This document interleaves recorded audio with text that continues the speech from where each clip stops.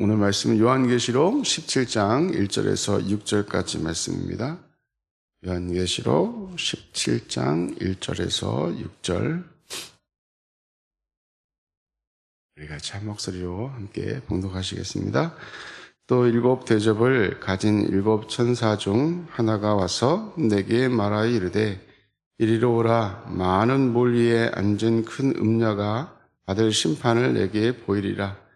땅의 임금들도 그와 더불어 음행하였고 땅에 사는 자들도 그 음행의 포도주에 처하였다 하고 곧 성령으로 나를 데리고 광야로 가니라.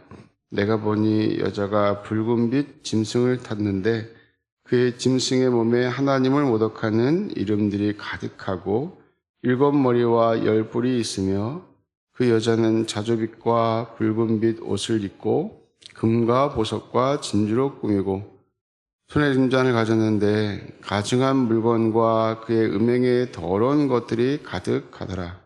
그의 이마의 이름이 기록되었으니 비밀이라. 큰 바벨론이라. 땅의 음녀들과 가증한 것들의 어미라 하였더라.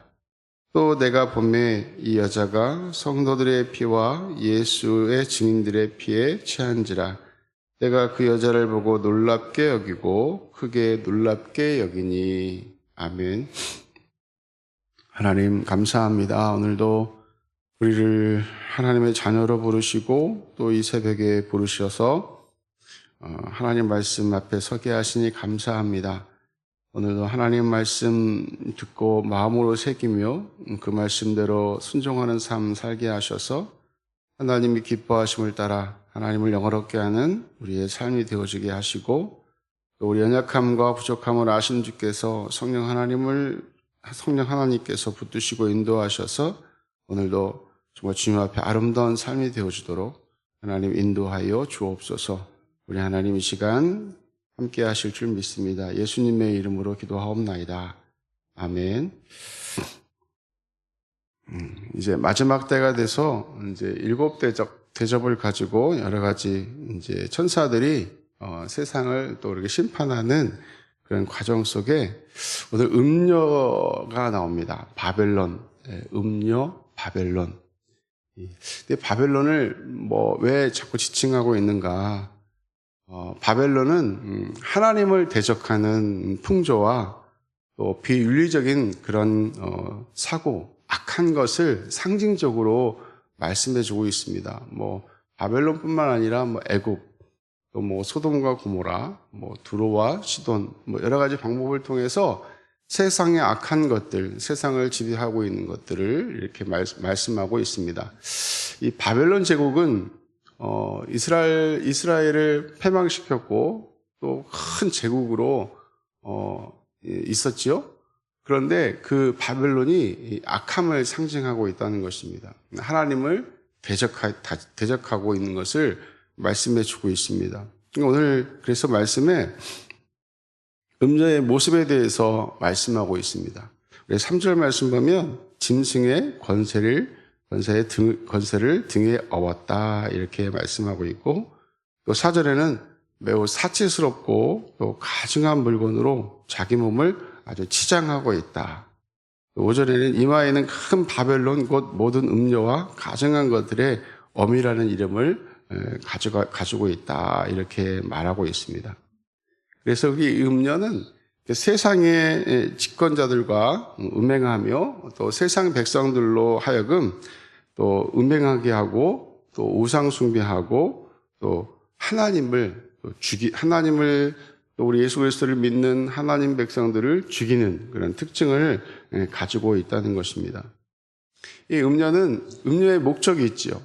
음욕의 목적은 무엇이냐면 하나님 백성들을 하나님을 버리게 하고 우상 숭배하는 것입니다. 하나님께서 가장 싫어하시는 것이 있어요. 하나님께서 가장 싫어하신 것이 무엇이냐면 하나님의 백성이 하나님을 섬기는 것이 아니라 우상 숭배하는 것입니다. 하나님께서 이스라엘 백성들이 애굽에서 나와서 가나안 땅으로 들어갈 때에 하나님께서 이렇게 명하시죠. 가나안 땅에 있는 모든 사람들을 어떻게 해라? 죽여라. 아주 잔인한 방법일 수 있다고 생각했지만 인간의 연약함을 너무 잘 알고 계시는 거예요. 우리 인간은 참 부족한 것이 너무 많아서 세상의 그런 것들을 우리가 변화시키고 또 바꾸고 그렇게 해야 되는데 어떻게 되냐면 반대로 물들어간다는 것입니다. 세상의 즐거움과 기쁨 이런 것들에게 물들어가는 거예요. 그래서 하나님을 섬겨야 되는데 자꾸 그 땅에 있는 우상 숭배를 하는 것입니다. 우상을. 제가 우리 어르신들하고도 그런 얘기 하는데 자꾸 우리 부모님을 섬겨야 되잖아요.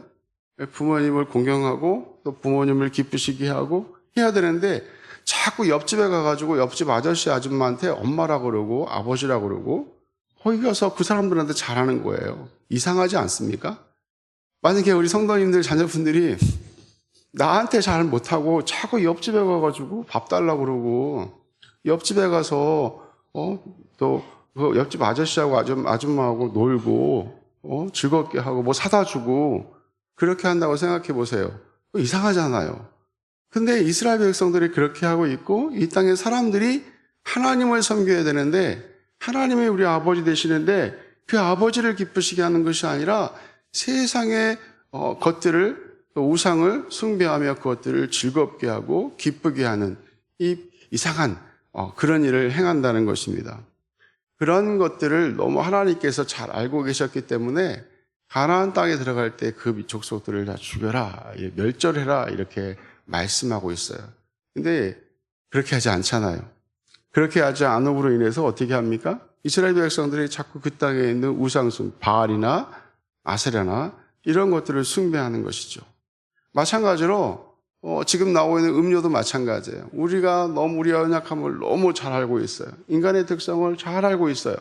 우리의 연약하고 부족한 걸 너무 잘 알고 있기 때문에 그 부분들을 파고드는 것이에요. 예전에는 고문하고 또 뭐 여러 가지 핍박을 주고 또 억압을 하고 하는 방법을 통해서 하나님 백성들을 자꾸 하나님을 섬기지 못하도록 하였지만 지금은 이 악한 마귀가 아주 교묘해서 이 세상의 문화를 통해서 하나님을 떠나게 하고 하나님을 믿지 못하게 한다는 것입니다. 요즘에 제일 많이 나오는 게 뭐죠? 캠핑, 뭐 좋은 차, 또 좋은 집, 또 시간 많잖아요. 또 잘 벌잖아요. 그럼 놀러 다녀야죠. 하나님을 섬기는 것보다 주일날 뭐 하러 가야 됩니까? 놀러 가야 돼요. 여행 가고 또 차박해야죠. 캠핑카 사서 룰루랄라 재밌게 가야죠. 또 여러 가지 문화들을 통해서 우리 청소년들의 마음을 또 사람들의 마음을 빼앗습니다.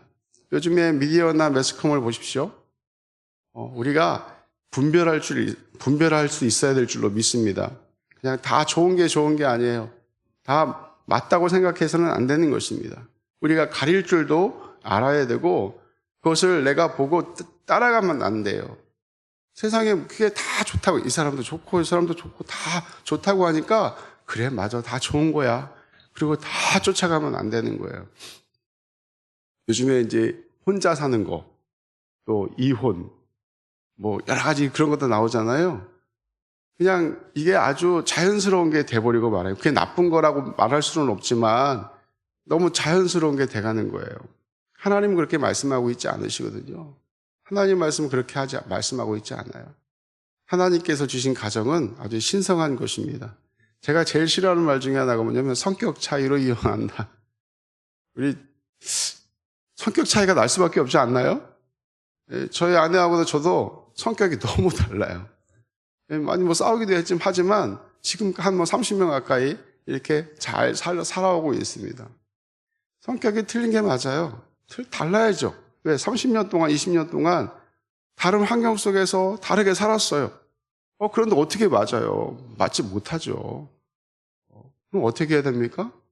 서로 맞춰가야죠. 내가 부부라는 게 무엇입니까? 서로의 부족함을 채워주는 거죠. 자꾸 채워주는 거예요. 채워주다 보면 서로 하나가 되는 거고 그렇게 잘 살아가는 거예요. 야, 악한 마귀는 이런 방법을 통해서 괜찮아. 뭐 어때? 그렇게 사는 거야. 그러면 어떻게 합니까? 사람 마음속에 죄책감이라는 게 있어요. 우리가 하나님을 믿는 하나님 백성들은 이 죄책감이 자꾸 쌓여요. 쌓이다 보면 어떻게 합니까? 교회를 떠나는 거예요. 하나님을 떠나는 것입니다. 그냥 편하게 살지 뭐. 우리의 약함이 있으니 이러한 이런 마음들을 주었을 때 우리가 어떻게 할 것인가? 우리는 악한 마귀는 점점 멸망한 그런 시기가 가까우고 그러면 모든 인간들의 마음을 빼앗아 가는 것입니다. 그래 중요한 것은 무엇이냐면요. 악한 마귀는 누구 손 아래 있죠? 하나님의 손 아래 있는 거예요. 그들이 우리를 두렵게 하고 무섭게 할 수 있지만 우리를 죽일 수 있는 것은 아닙니다. 그럼 우린 담대해야 돼요. 그리고 분별할 수 있어야 되는 것입니다. 하나님의 말씀을 우리가 깊이 알고 하나님 말씀대로 우리가 순종하며 살아가야 하는 거죠. 그래서 이러한 것들을 우리가 알고 세상을 바라볼 수 있어야 되는 것입니다. 그래서 악한 마귀가 우리를 더욱더 유혹하고 마귀가 우리를 넘어뜨리려고 하고 그런다 할지라도 성도단 우리는 우리 시대 사람들에게 우상 숭배의 그 음행을 주장하는 것들을 분별하고 또 그것들을 퍼뜨리고 또 조장하는 그런 것들을 우리는 따르면 안 되는 것입니다.